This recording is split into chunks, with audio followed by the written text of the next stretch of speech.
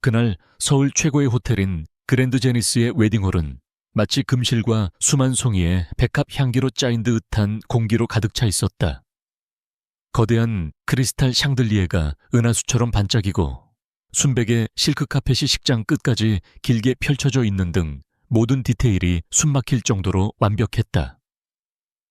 이것은 단순한 결혼식이 아니라 권력을 과시하는 행사이며 율성그룹과 대한그룹이라는 두 거대 기업 제국을 하나로 묶는 의식이었다. 그 화려한 풍경 속에서 이서연은 자신이 작고 이질적인 존재라고 느꼈다. 그녀의 손은 재빠르면서도 극도로 부드럽게 메인 아치 장식의 마지막 꽃잎을 매만지며 모든 것이 절대적인 완벽함에 도달하도록 확인했다. 그녀는 그저 꽃집의 아르바이트생, 다른 세상에 속한 사람들 사이에서 보이지 않는 존재일 뿐이었다. 그녀의 시선은 무심코 식단 위에 서 있는 신랑, 강태준에게로 향했다. 그는 완벽하게 재단된 턱시도를 입고 있었고 훤칠한 키와 다부진 어깨는 지배자의 기운을 물씬 풍겼다. 그의 얼굴은 조각상처럼 차가웠고 날카로운 눈빛에는 결혼을 앞둔 사람의 기쁨이라고는 조금도 찾아볼 수 없었다. 그는 손목에 찬 파텍 필립 시계를 노려보았고 서연은 그에게 이 예식이 중요한 이사회 회의나 제 시간에 끝내야 할 또 다른 거래에 불과하다고 느끼는 것 같았다. 그에게서 뿜어져 나오는 거리감과 냉기는 주변 공간의 온도를 몇 도는 낮추는 듯했다. 그는 율성의 CEO이자 자신의 왕좌에 앉은 젊은 왕이었고 이 결혼은 그의 왕관을 더욱 굳건히 할 마지막 보석이었다. 예식 예정 시간은 이미 15분이 지나 있었다. 우아한 배경음악이 어색하게 반복되기 시작했고 하객들 사이에서는 작은 웅성거림이 일었다. 정재계의 거물들, 정치인들, 그리고 재벌 총수들은 의미심장한 눈빛을 교환하기 시작했다. 한쪽 구석에서 조용히 도구를 정리하던 서연은 공기 중에 짙어지는 긴장감을 느낄 수 있었다. 연 회장 지배인의 얼굴은 창백해졌고 그는 당황한 목소리로 계속해서 전화를 받았다. 바로 그때 신부 대기실 쪽에서 날카로운 비명이 터져 나왔다. 강태준의 약혼 여인 임수아의 어머니가 쓰러진 것이었다. 모든 것이 혼란에 빠지기 시작했다. 대기실 문이 벌컥 열리고 몇몇 직원들이 겁에 질린 얼굴로 뛰쳐나왔다. 신부 임수아가 사라졌다는 소식은 순식간에 퍼져나갔다. 화장대 위에는 값비싼 웨딩드레스 한 벌과 편지 봉투 하나만 덩그러니 놓여 있었다. 태준의 할머니이자 율성그룹의 마쿠 실세인 강금화 회장이 굳은 얼굴로 방에 들어섰다. 그녀는 편지를 집어들고 칼날처럼 날카로운 눈으로 서툰 필체를 빠르게 훑었다. 사랑 없는 결혼 속에서 살 수 없어요. 저를 잊어주세요. 어설프기 짝이 없는 가짜 유서였다. 그녀는 종이를 손안에서 구겨버렸다. 무서울 정도로 침착한 표정 뒤로 분노가 들끓었다. 이것은 사랑을 위한 도피가 아니라 명백한 파괴 행위임을 그녀는 직감했다. 수십억 달러짜리 합병 계약, 율성의 미래, 모든 것이 바람 앞에 등불 신세가 되었다. 혼란의 폭풍 속에서 경호원들과 직원들이 사방으로 흩어졌을 때 강 회장은 밖으로 나와 매가 먹잇감을 찾듯 연 회장을 훑어보았다. 그리고 그녀의 시선은 한쪽 구석 서연이 남은 꽃가지를 급히 치우고 있는 곳에 멈췄다. 뒷모습에서 보이는 가녀린 몸매와 단정하게 묶은 검은 긴 머리가 사라진 임수아와 희미하게 닮아 있었다. 그것은 절망적인 상황에서 피어난 필사적인 희망의 불씨이자 아슬아슬한 유사성이었다. 그녀는 한치의 망설임도 없이 충직한 비서에게 신호를 보냈다. 김 비서, 저 아이를 내 VIP 라운지로 데려와. 당장. 그리고 5분 안에 저 아이에 대한 모든 것을 알아내. 자리를 뜨려던 이서연은 검은 정장을 입은 두 남자에게 가로막혔다. 그녀는 무슨 일이 일어나고 있는지 몰라 겁에 질렸다. 그들은 아무 말 없이 정중하지만 단호하게 그녀를 위층의 호화로운 라운지로 안내했다. 묵직한 나무 문이 등 뒤에서 닫혔고 방 안에는 서연이 경제 잡지에서나 멀리서 훔쳐보던 강 회장만이 있었다. 그녀는 소파에 앉아 있었고 그 압도적인 기세에 서연은 숨쉬기조차 힘들었다. 강 회장은 서연을 뚫어지게 쳐다보았다. 그 시선에 서연은 자신이 완전히 발가벗겨진 기분이었다. 이름이 뭐지? 그녀의 목소리는 낮고 권위가 넘쳤다. 네, 이서연입니다. 서연은 심장이 터질 듯이 뛰는 것을 느끼며 작은 목소리로 대답했다. 김 비서가 재빨리 들어와 강 회장 앞 테이블에 얇은 서류철을 올려놓았다. 그녀는 서연에게서 눈을 떼지 않은 채 서류를 넘겼다. 이서연, 24, 디자인과 마지막 학기 휴학 중. 부친 조기 사망, 모친은 중병, 남동생은 심장 수술비 필요. 현재 사채 포함 1억 원이 넘는 빚을 지고 있음. 그녀가 내뱉는 한마디 한마디가 서연의 가슴에 박히는 망치질 같았다. 그녀는 모든 것을 알고 있었다.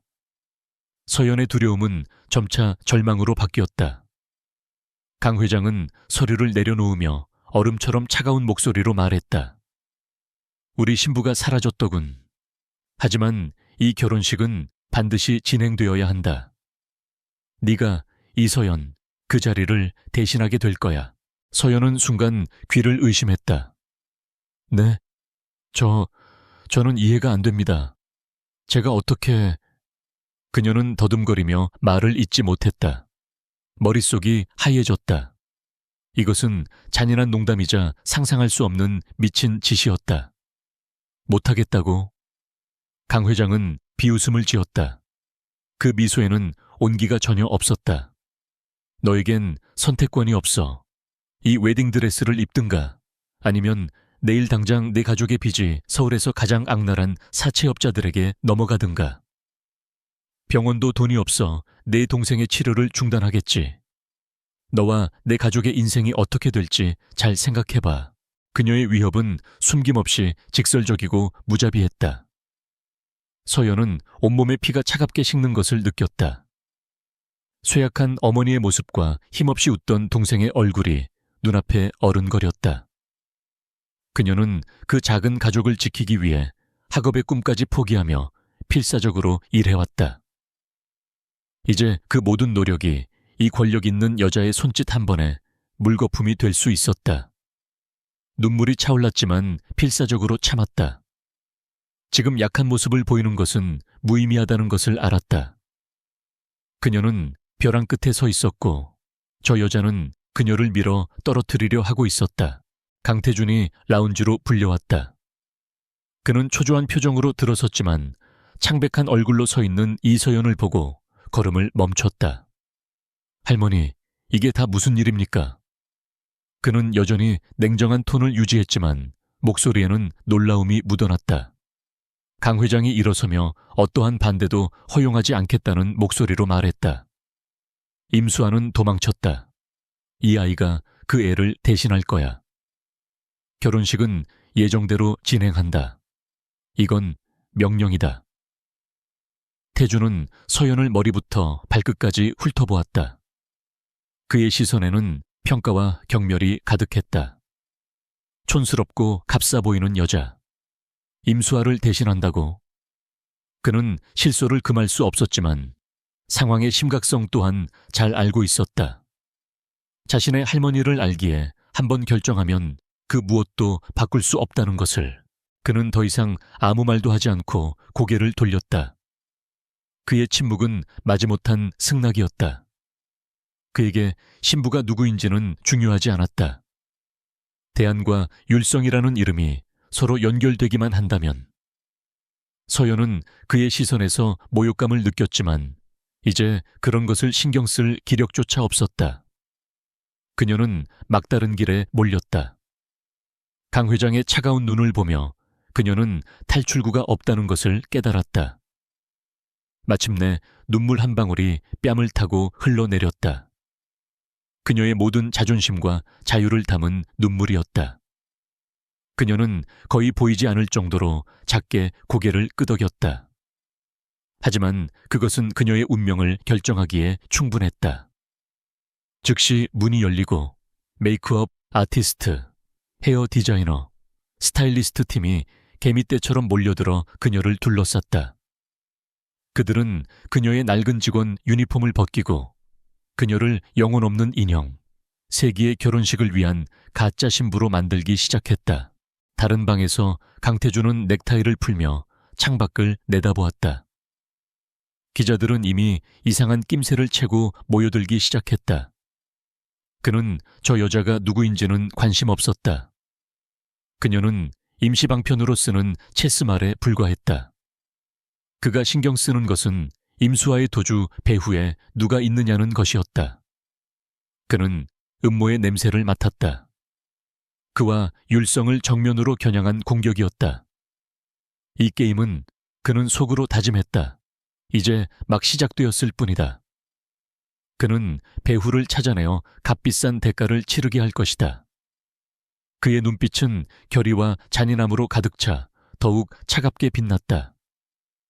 이 결혼식이 진짜든 가짜든 반드시 성공해야만 했다. 화려한 웨딩드레스를 입은 서연은 거울 속 자신의 모습을 보고도 알아보지 못했다. 정교하게 화장된 얼굴, 공들여 만든 머리 모양, 그리고 명품 드레스는 그녀를 완전히 다른 사람처럼 보이게 했다. 하지만 그녀의 눈은 텅 비어 있고 생기가 없었다. 그녀는 이 웨딩드레스에 갇힌 죄수이자 낯선 사람들의 야망을 위한 재물이었다. 문이 열리고 김 비서가 면사포를 들고 들어왔다. 신부님, 이제 시간이 되었습니다. 그는 몸이 건조한 목소리로 말했다. 서연은 쓰러지지 않으려고 심호흡을 했다. 그녀는 이제 저 밖으로 나가 수백 명의 사람들 앞에서 자신을 경멸하는 남자 옆에서 다른 사람인 척 연기해야 했다. 오늘은 그녀의 결혼식 날, 가짜 결혼식 날이자 그녀의 인생이 공식적으로 팔려나간 날이었다. 결혼식은 마치 한바탕의 꿈처럼 혼란스럽게 끝났다. 이서연은 자신이 어떻게 그 수많은 하객들의 눈을 피하고 억지로 미소를 지으며 뻣뻣하게 서 있는 강태준의 팔짱을 꼈는지 거의 기억하지 못했다. 그녀의 정신은 흐릿한 안개 속에 잠겨 있었고 몸은 실에 매달린 인형처럼 기계적으로 움직일 뿐이었다. 예식이 끝나자마자 그녀는 대기실로 이끌려 들어갔고 값비싼 드레스와 보석은 순식간에 벗겨지고 비교적 수수한 원피스로 갈아입혀졌다. 그리고 곧장 강태준과 함께 검은색 세단에 올랐다. 차 안의 침묵은 숨 막힐 듯 무거웠다. 강태준은 그녀에게 눈길 한번 주지 않고 곧바로 스마트폰을 꺼내 업무 관련 통화를 시작했다. 그의 목소리는 결혼식장에서와 마찬가지로 차갑고 무감정했다. 서연은 차창 밖으로 스쳐 지나가는 서울의 야경을 멍하니 바라보았다. 화려한 불빛들이 마치 다른 세상의 이야기처럼 아득하게 느껴졌다. 그녀의 작고 초라했던 세상은 이제 저 불빛들 너머로 완전히 사라져버린 것 같았다. 차는 서울의 부촌인 평창동의 언덕길을 한참 올라 거대한 철문 앞에 멈춰 섰다. 율성가의 본가, 그녀가 앞으로 살아가야 할 황금 감옥이었다. 저택은 현대적인 디자인의 거대한 요새처럼 보였고 차가운 돌과 유리로 지어져 위압적인 분위기를 풍겼다. 차가 멈추자 집사로 보이는 중년 남성과 하녀들이 일렬로 서서 깍듯하게 고개를 숙였다. 서연은 그들의 시선 앞에서 자신이 가짜라는 사실이 들통날까봐 두려워 저도 모르게 몸을 움츠렸다. 강태준은 그런 그녀를 아랑곳하지 않고 성큼성큼 저택 안으로 들어갔다. 서연은 잠시 망설이다가 그의 뒤를 따라 발을 내디뎠다. 내부는 마치 미술관 같았다. 높은 천장, 미니멀리즘 스타일의 값비싼 가구들, 그리고 벽에 걸린 추상화들. 모든 것이 완벽하게 정돈되어 있었지만 사람 사는 온기는 전혀 느껴지지 않았다. 한 나이 든 한 여장이 그녀를 2층의 한 방으로 안내했다. 그곳은 침실이라기보다는 호텔의 스위트룸에 가까웠다. 거대한 침대, 개인용 거실 공간, 그리고 대리석으로 꾸며진 욕실까지. 하지만 그 화려함 속에서 서연은 극심한 고독감을 느꼈다. 그녀가 멍하니 방을 둘러보고 있을 때 강태준이 들어왔다. 그는 팔짱을 낀 채 그녀를 차갑게 내려다보며 말했다. 내 방은 복도 건너편이다. 불필요한 접촉은 피하도록 해. 넌 대중 앞에서 내 아내 역할을 하지만 이 집 안에서는 그저 임수아의 대역일 뿐이야. 그 이상도 그 이하도 아니니 착각하지 마. 그의 말은 비수처럼 날아와 그녀의 가슴에 박혔다. 그는 그녀의 이름조차 부르지 않았다. 서연은 입술을 깨물며 고개를 끄덕였다. 그녀의 역할은 처음부터 명확했다. 그는 주인이고 그녀는 그가 고용한 도구일 뿐이었다.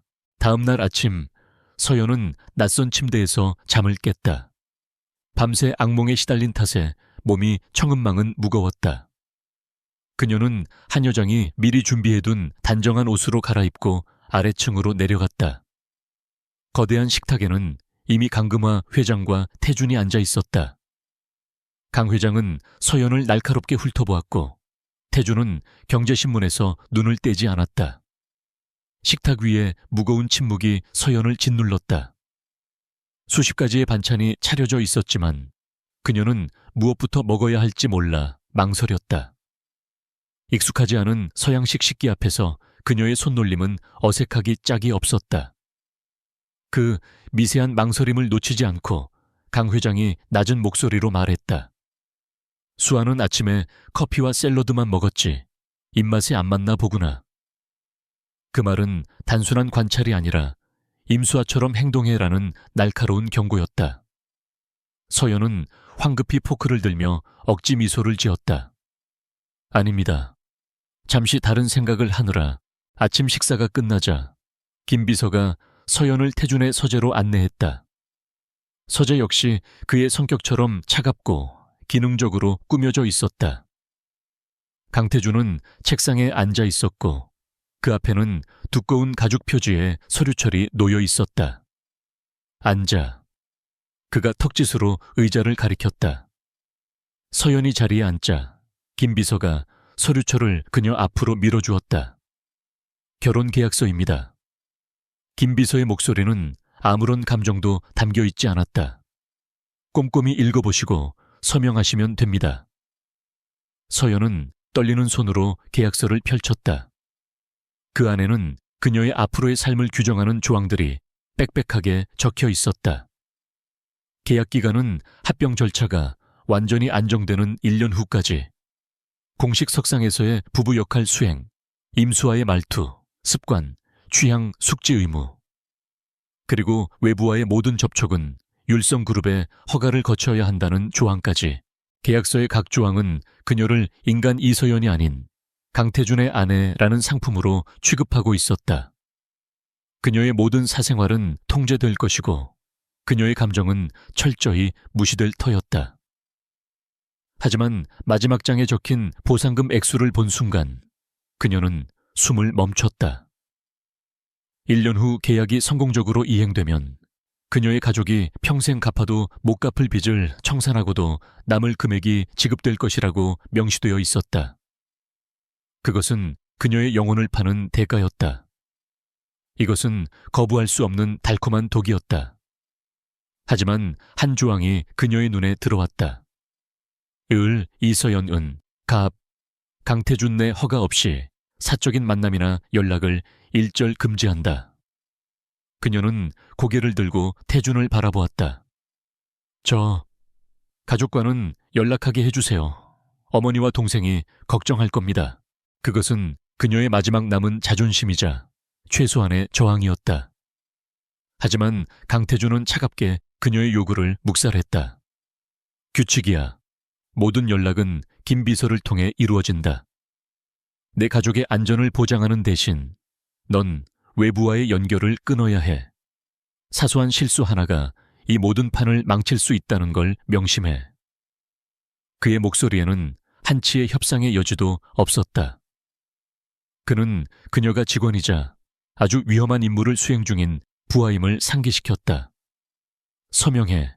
아니면 이 모든 걸 없던 일로 하고 어제보다 더 끔찍한 결과를 마주하든가. 그의 눈빛은 만약 거부한다면 어떤 일이 벌어질지를 분명하게 보여주고 있었다. 결국 서연은 고개를 숙였다. 그녀에게는 선택권이 없었다. 김 비서가 건네는 만년필은 청은망은처럼 무겁게 느껴졌다. 그녀는 계약서의 마지막 장, 을 이서연이라고 적힌 이름 옆 빈칸에 자신의 이름을 써 내려갔다.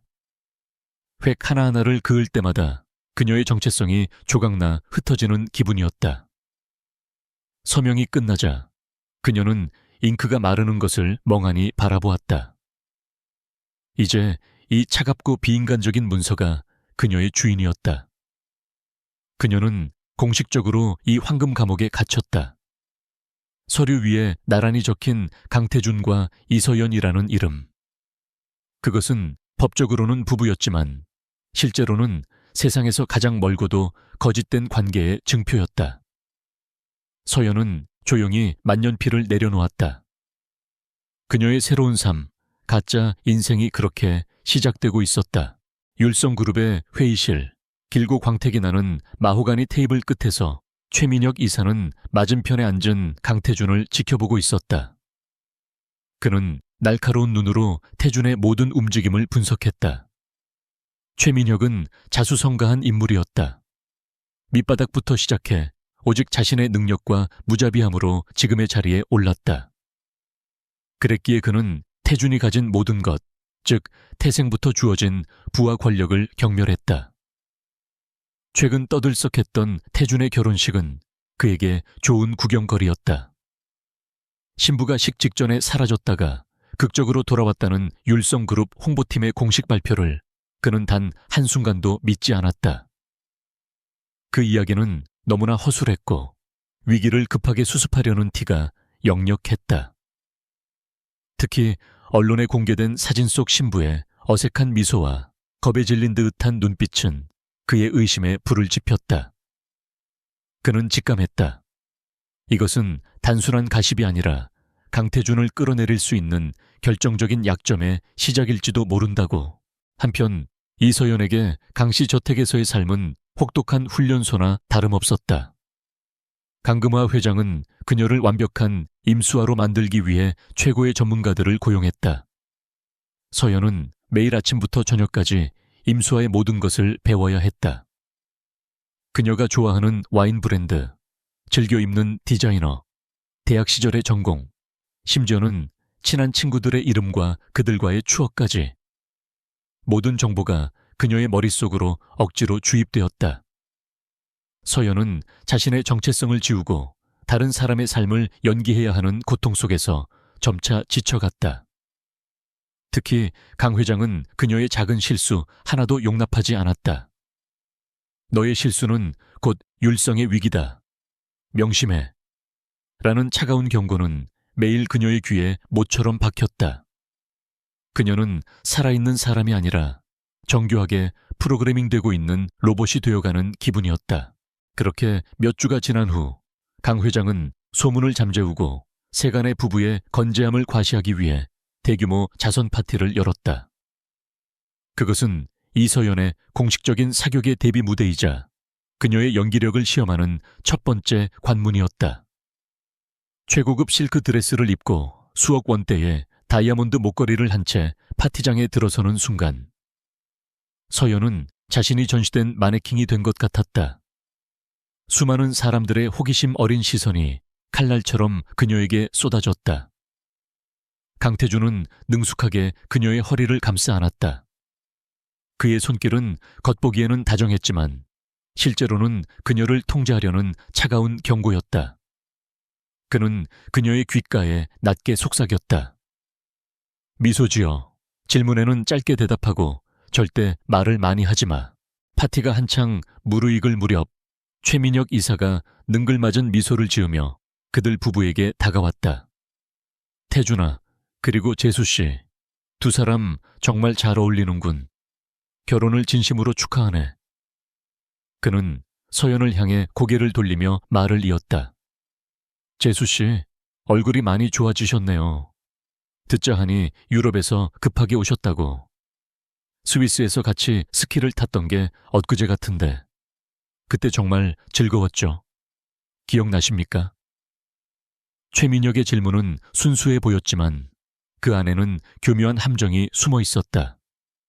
서연은 그가 말하는 스위스 스키 여행에 대해 전혀 들은 바가 없었다. 그녀의 심장이 철렁 내려앉았다. 얼굴에서 미소가 사라지려는 찰나 강태준이 부드럽게 대화에 끼어들었다. 최 이사님, 아내가 아직 시차 적응이 덜 돼서 기억이 가물가물한가 봅니다. 그 이야기는 나중에 천천히 하시죠. 그의 목소리는 평온했지만 그의 눈은 최민혁에게 날카로운 경고를 보내고 있었다.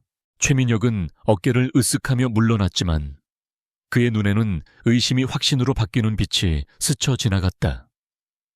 서연은 간신히 위기를 넘겼다는 생각에 식은땀이 흘렀다.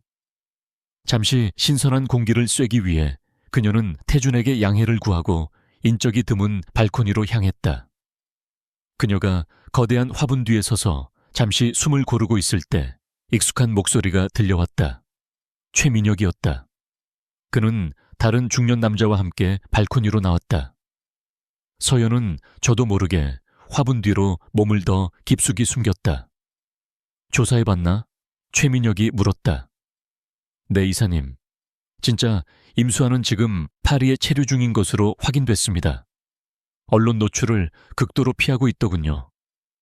다른 남자의 대답에 최민혁은 만족스러운 웃음을 터뜨렸다. 그럼 그렇지. 강태준 옆에 있는 저 여자는 가짜야. 배경을 캐보니 빚더미에 앉은 이서연이라는 여자더군. 꽃집 아르바이트나 하던 애를 데려다 쇼를 하고 있는 거야. 서연은 자신의 귀를 의심했다. 심장이 바닥으로 떨어지는 것 같았다.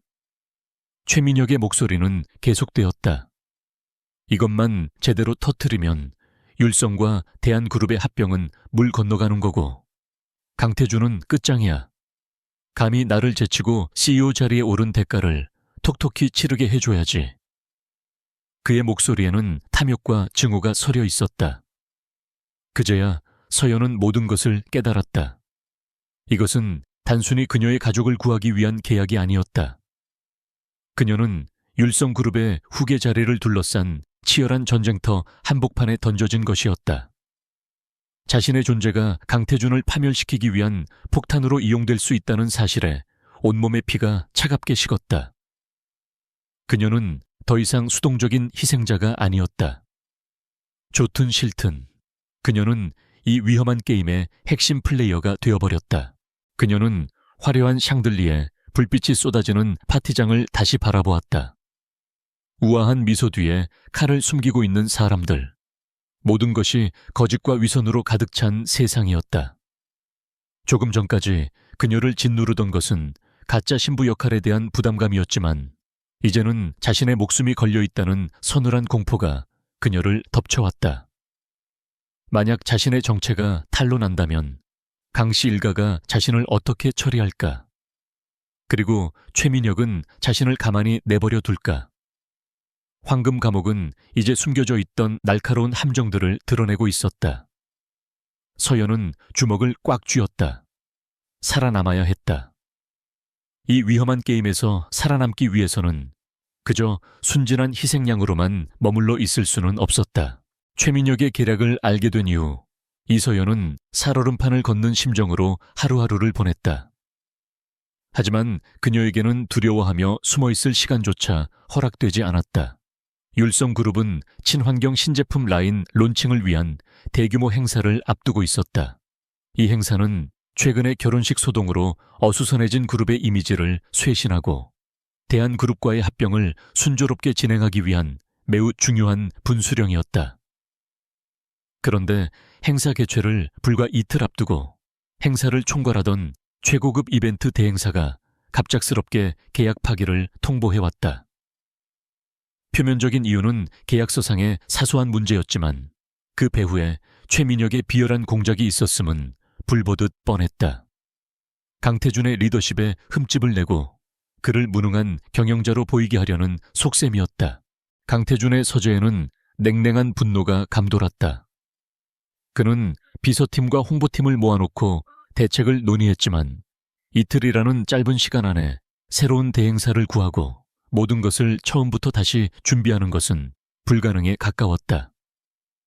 직원들은 당황했고 패배의 그림자가 짙게 드리워졌다. 저택의 다른 방에서 이 모든 소동을 조용히 듣고 있던 서연은 주먹을 꽉 쥐었다.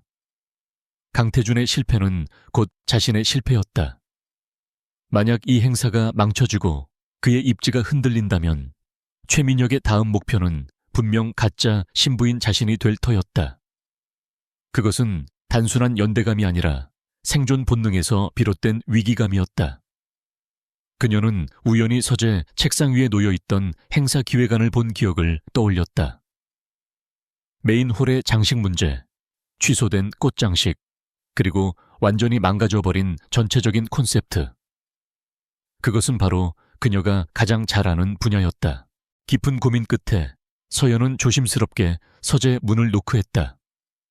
모든 사람의 시선이 그녀에게 쏠렸다. 그녀는 긴장으로 마른 입술을 축이며 입을 열었다. 제가 한번 해볼 수 있을 것 같습니다. 순간 정적이 흘렀다. 한 직원이 코웃음을 쳤다. 강태준은 짜증 섞인 눈으로 그녀를 쏘아보았다. 지금 장난할 시간 없어. 당신이 뭘 할 수 있는데. 그의 목소리는 얼음장처럼 차가웠다. 하지만 서연은 물러서지 않았다. 그녀는 앞으로 나아가 복잡한 기획안 대신 빈 종이에 연필로 직접 스케치를 하기 시작했다. 기존의 비싼 수입 자재와 꽃에 의존하는 대신 지금 계절에 가장 아름다운 우리 고유의 야생화와 자연 소재를 중심으로 콘셉트를 잡는 겁니다. 친환경이라는 행사 주제와도 더 잘 맞고 진정성 있는 분위기를 연출할 수 있습니다. 그녀의 목소리는 떨렸지만 그 내용은 놀라울 정도로 전문적이고 논리 정연했다. 강태준은 처음에는 그녀의 말을 무시하려 했다. 고작 꽃집 아르바이트생의 말을 믿고 그룹의 명운이 걸린 행사를 맡긴다는 것은 말도 안 되는 일이었다. 하지만 절망적인 상황 속에서 그녀의 계획은 유일하게 실현 가능한 대안처럼 들렸다. 무엇보다 그는 이전에 본 적 없는 그녀의 눈빛을 보았다. 그 안에는 두려움이 아닌 자신의 전문 분야에 대한 확신과 열정이 담겨 있었다. 그는 잠시 침묵하다가 마지못해 결정을 내렸다. 좋아, 해봐. 하지만 만약 실패한다면 어떤 결과가 따를지는 각오해야 할 거야. 그것은 허락이라기보다는 마지막 경고에 가까웠다. 하지만 서연에게는 그것으로 충분했다. 그 순간부터 이서연은 완전히 다른 사람이 되었다. 그녀는 더 이상 겁에 질린 가짜 신부가 아니었다. 행사의 총책임자로서 그녀는 명확하고 효율적으로 남아있는 직원들을 지휘하기 시작했다. 새벽이 되기도 전에 그녀는 직접 양재동 꽃시장으로 달려가 상인들과 가격을 흥정하고 가장 신선하고 아름다운 꽃들을 골랐다. 계약서에 서명할 때 떨리던 그녀의 손은 이제 능숙하게 꽃을 다듬고 누구도 생각지 못했던 아름다운 작품들을 만들어냈다. 그녀는 낡은 창고에서 찾아낸 버려진 나뭇가지와 조약돌 같은 소박한 재료들을 활용해 기존에 화려하기만 했던 장식을 따뜻하고 품격 있는 공간 예술로 바꾸어 놓았다. 그녀의 소박한 배경과 기술이 차가운 기업 환경과 만나 예상치 못한 시너지를 일으키고 있었다. 강태준은 처음에는 반신반의하며 멀리서 그녀를 지켜보았다. 하지만 시간이 지날수록 그의 눈빛은 놀라움으로 변해갔다. 그는 완전히 몰입하여 열정적으로 일하는 그녀의 모습에서 이전에 알던 이서연과는 전혀 다른 사람을 발견했다. 그녀는 단순히 지시를 따르는 것이 아니라 절망에 빠져 있던 직원들에게 영감을 불어넣고 팀을 이끌고 있었다. 그는 문득 인공적인 아름다움으로 치장했던 임수아의 모습과 지금 흙을 만지며 진심으로 미소 짓는 서연의 모습을 비교하고 있는 자신을 발견했다. 경멸과 무관심으로 가득했던 그의 마음에 존중이라는 낯선 감정이 아주 작게 싹트기 시작했다. 마침내 행사의 날이 밝았다. 행사장은 원래의 계획보다 훨씬 더 아름답고 독창적인 모습으로 탈바꿈해 있었다. 소박한 야생화와 자연 소재가 어우러진 공간은 지속 가능한 아름다움이라는 행사 주제를 완벽하게 구현해냈고, 참석한 귀빈들과 언론은 혁신적이고 진정성 있는 기획이라며 칭찬을 아끼지 않았다. 아무도 이것이 값비싼 대행사의 작품이 아니라 이름 없는 한 여자의 손에서 피어났다는 사실을 알지 못했다. 최민혁은 성공적인 행사 분위기 속에서 분노로 굳은 표정을 감추지 못했다. 모든 것이 끝난 후 지쳤지만 만족스러운 표정의 서연은 한쪽 구석에서 자신이 만들어낸 공간을 조용히 바라보고 있었다. 그때 강태준이 그녀에게 다가왔다. 둘 사이에는 이전과는 다른 기류가 흘렀다. 그는 더 이상 그녀를 위아래로 훑어보는 것이 아니라 그녀라는 사람을 제대로 마주보고 있었다. 그의 성격상 화려한 칭찬은 없었다. 대신 그는 조용하지만 의미 있는 한마디를 건넸다. 수고했어. 그리고 곧이어 덧붙였다. 오늘 고마웠다. 그의 세상에서 이런 직접적인 감사의 표시는 극히 드문 일이었다. 그는 꽃을 다듬다 생긴 그녀의 손등에 작은 상처와 뺨에 묻은 희미한 흙먼지를 발견했다. 순간 그는 자기도 모르게 손을 뻗어 그것을 닦아주고 싶은 충동을 느꼈다. 그 짧은 순간 두 사람의 시선이 허공에서 마주쳤다. 그의 눈빛은 더 이상 차갑지 않았다. 그 미묘한 변화가 둘의 관계에 새로운 장이 열리고 있음을 예고하고 있었다. 성공적인 신제품 론칭 행사 이후 강씨 저택의 무거운 공기는 다소 부드러워졌다. 강태준과 이서연 사이에는 깨지기 쉬운 휴전이 성립되었다. 그는 더 이상 그녀를 보이지 않는 도구처럼 대하지 않았고, 그녀 역시 두려움에 찬 소심한 태도를 조금씩 거두었다. 때때로 조용한 아침 식사 자리에서 그는 그녀가 읽고 있는 조경 디자인 책에 대해 묻거나 날씨에 대해 짧게 언급하기도 했다. 그것은 아주 사소하고 거의 평범에 가까운 대화였지만 그들의 차가운 세계에서는 따스한 햇살 한 줄기 같았다. 태준은 심지어 집사에게 그녀의 손에 난 상처에 가장 좋은 연고를 준비하라고 지시하기까지 했다. 그의 성격답지 않은 작은 관심은 서연의 마음을 예기치 않게 흔들었다. 이 짧은 평화의 시기는 곧 닥쳐올 폭풍 전의 고요함과도 같았다. 그리고 폭풍은 아무런 예고 없이 들이닥쳤다. 어느 날 아침 온라인 연예 매체가 특종 기사로 떠들썩했다. 선정적인 헤드라인이 메인 페이지를 장식했다. 율성그룹의 도망친 신부 임수아, 극비 귀국, 초췌한 모습, 숨겨진 진실은. 기사에는 인천공항에서 초조하고 겁에 질린 표정으로 몰래 찍힌 임수아의 사진이 첨부되어 있었다. 즉시 언론은 광란 상태에 빠졌다. 추측과 소문이 걷잡을 수 없는 속도로 퍼져나갔고, 율성과 대한그룹의 주가는 흔들리기 시작했다. 강씨 집안은 순식간에 위기 상황에 돌입했다. 강 회장은 격노했고 거대한 압박감이 다시 한번 태준의 어깨를 짓눌렀다. 임수아의 귀환은 우연이 아니었다. 그것은 어둠 속에 숨은 적이 치밀하게 계산한 한 수였다. 과거의 망령은 신문 지상에만 나타나지 않았다. 그날 오후 저택의 초인종이 울렸다. 문을 연 하녀는 그 자리에 얼어붙었다. 눈물을 글썽이며 창백한 얼굴을 한 임수아가 서 있었다. 태준 씨 어디 있어요?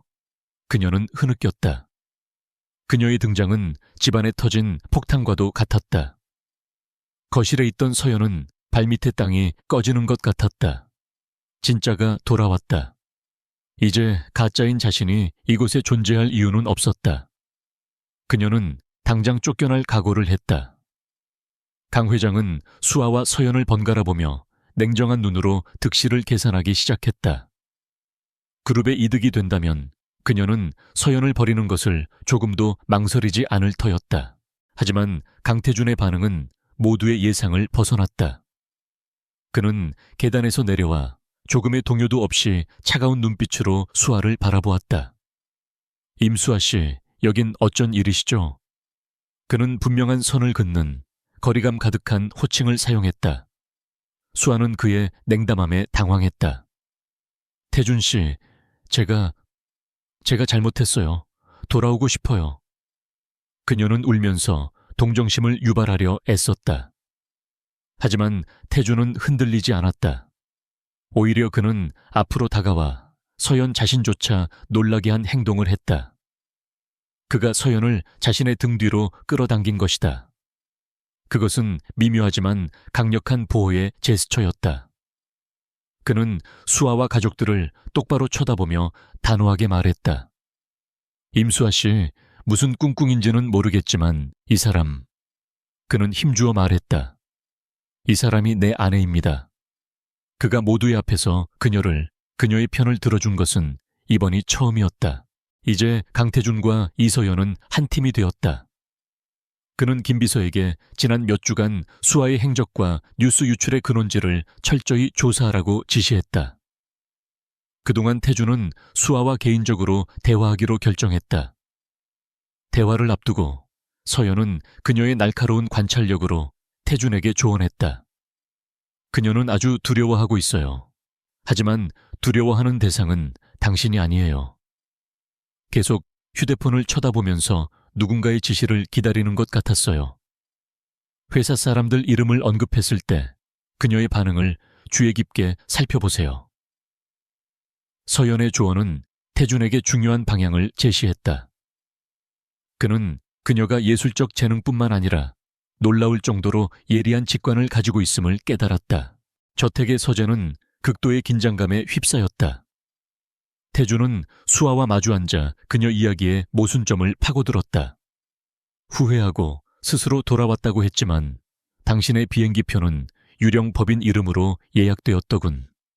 어떻게 설명하겠나? 궁지에 몰린 수아는 당황하기 시작했다. 마침내 태준이 차갑게 물었다. 최민혁 이사, 그 사람과 무슨 관계지? 그 질문에 수아의 방어벽은 완전히 무너져 내렸다. 그녀는 오열하며 모든 진실을 털어놓았다. 그녀는 사랑 때문에 도망친 것이 아니었다. 최민혁에게 협박을 당하고 있었다. 그가 그녀 아버지의 불법적인 사업 거래에 대한 비밀을 알아내고 결혼식을 망쳐 합병을 무산시키지 않으면 모든 것을 폭로하겠다고 위협했던 것이다. 그녀의 귀환 역시 태준에게 마지막 결정타를 날리기 위해 그가 내린 명령이었다. 태준이 서재에서 나왔을 때 서연은 밖에서 초조하게 그를 기다리고 있었다. 그는 단호하고 분명한 표정으로 그녀를 바라보았다. 이제 우리의 적이 누군지 확실해졌어. 최민혁의 모든 음모가 드러났다. 그는 약점을 이용한 것이 아니라 직접 약점을 만들어냈다. 위협은 더 이상 단순한 경영권 분쟁이 아니었다. 그것은 협박과 범죄적 음모였다. 처음에는 강씨 집안의 필사적인 수단이었던 그들의 가짜 결혼은 이제 최민혁의 목표를 막는 유일한 보루가 되었다. 그는 낮지만 결의에 찬 목소리로 말했다. 지금부터 이건 단순한 계약이 아니야. 이건 전쟁이야. 어두운 복도에서 그들의 손이 무심코 스쳤다. 짧은 접촉이었지만 그것은 이제 말없이 굳건한 동맹을 의미했다.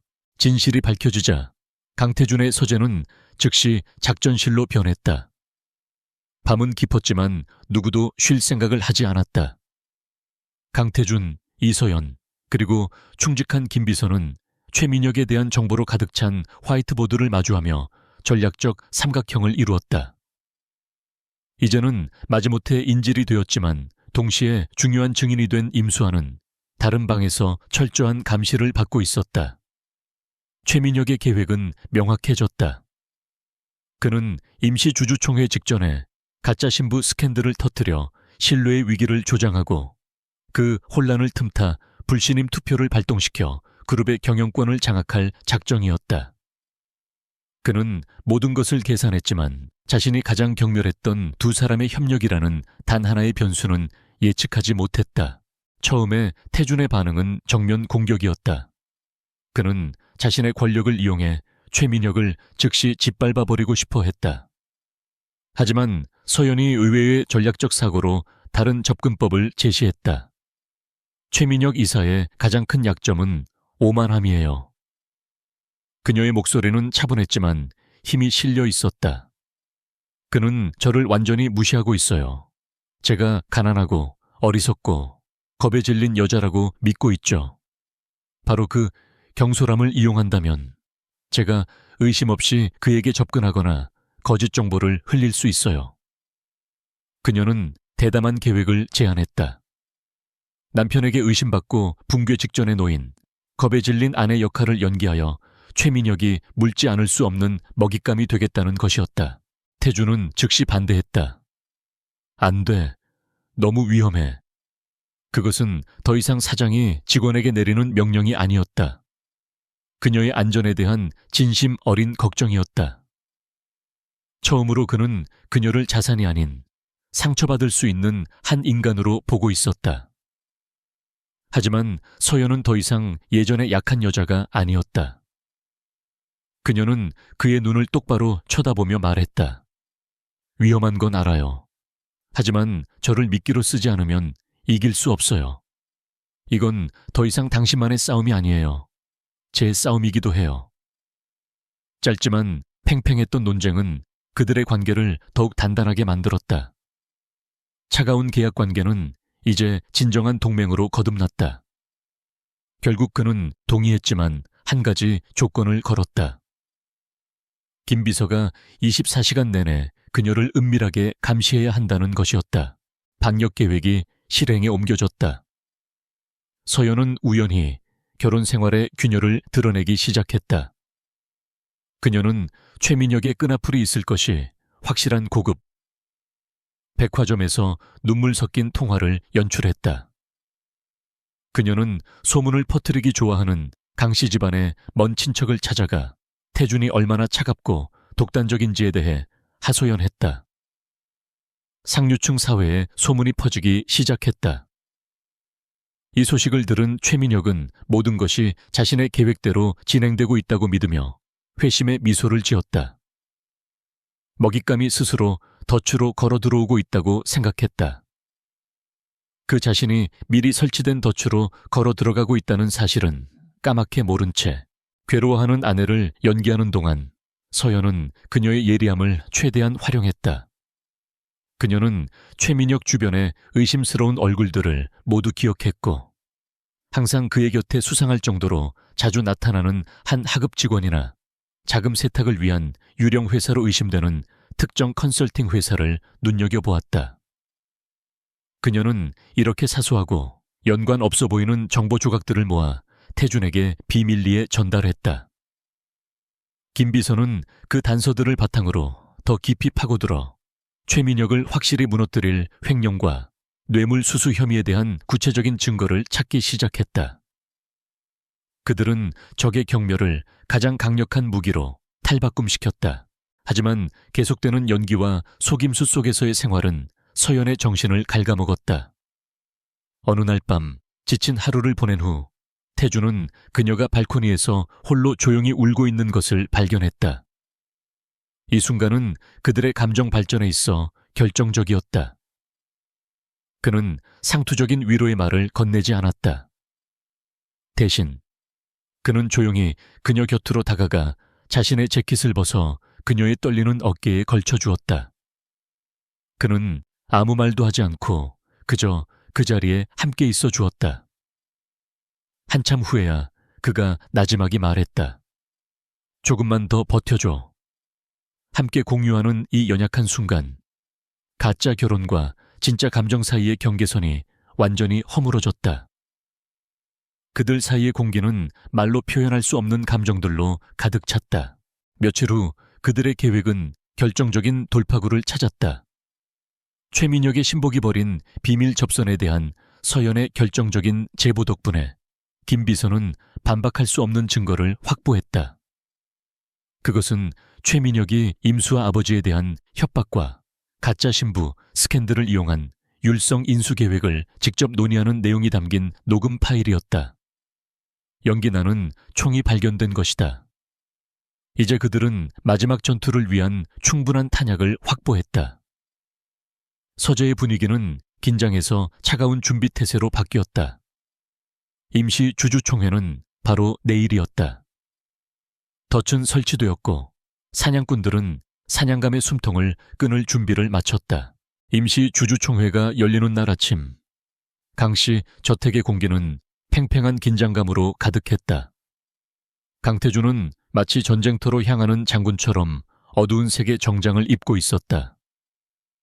이서연 역시 단정하고 격식 있는 옷차림이었다. 그녀는 더 이상 꽃집 아르바이트생이 아니라 이 싸움을 함께하는 동반자로서 그의 곁에 섰다. 두 사람은 말없이 시선을 교환했다.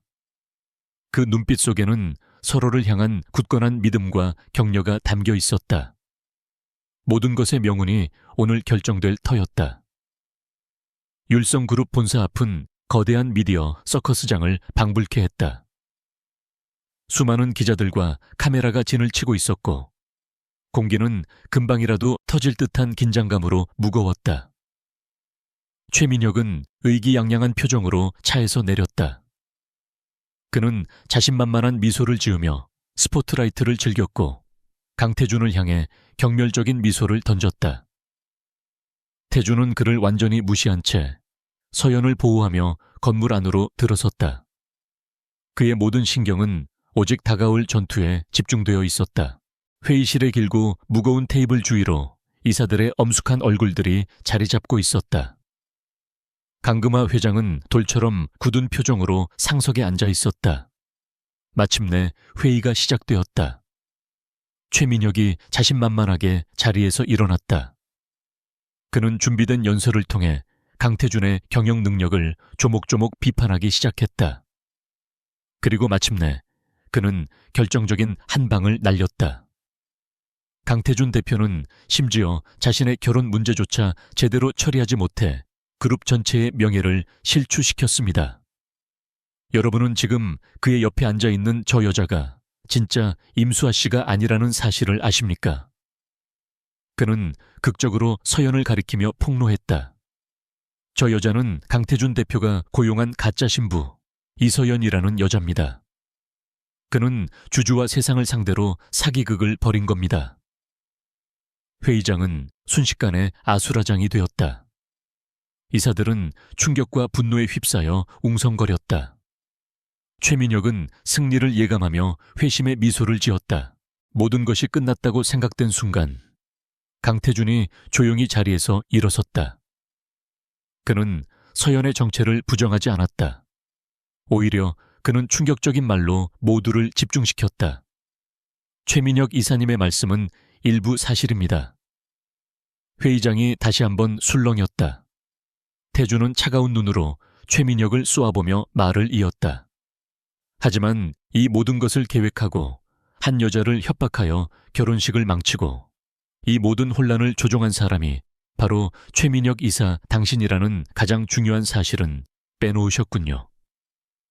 그는 김 비서에게 신호를 보냈다. 회의실의 조명이 어두워지고 대형 스크린이 켜졌다.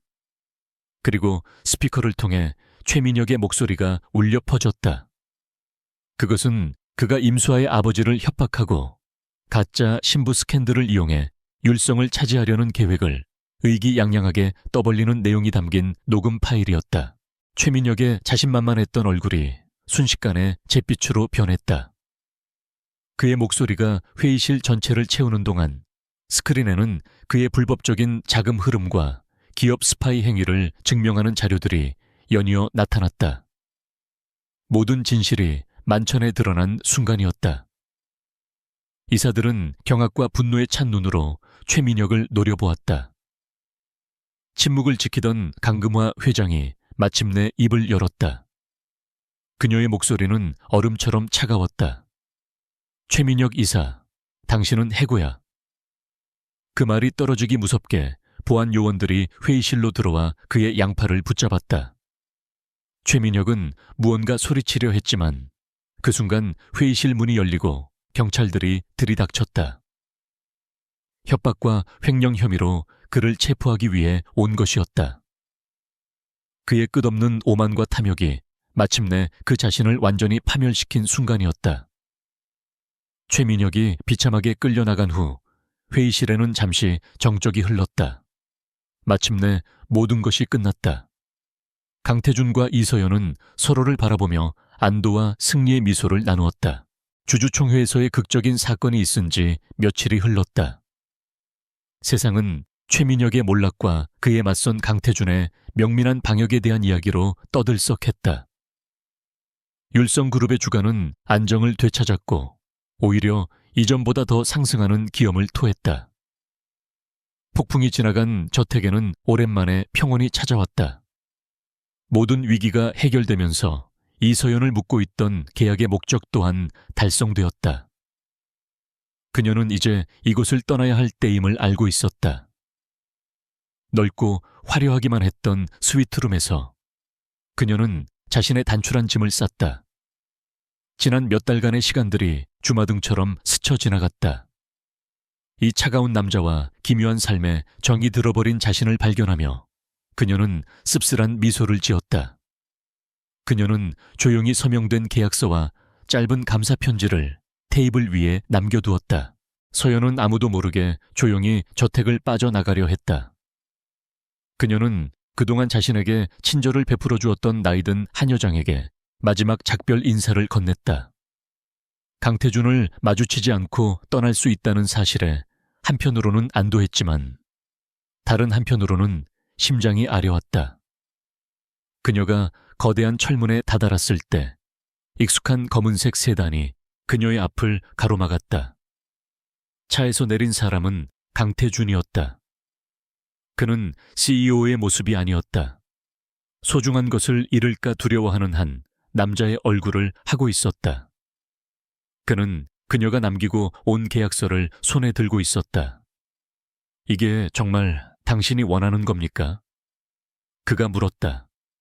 그리고 그는 대답을 기다리지 않고 계약서를 힘주어 반으로 찢었다.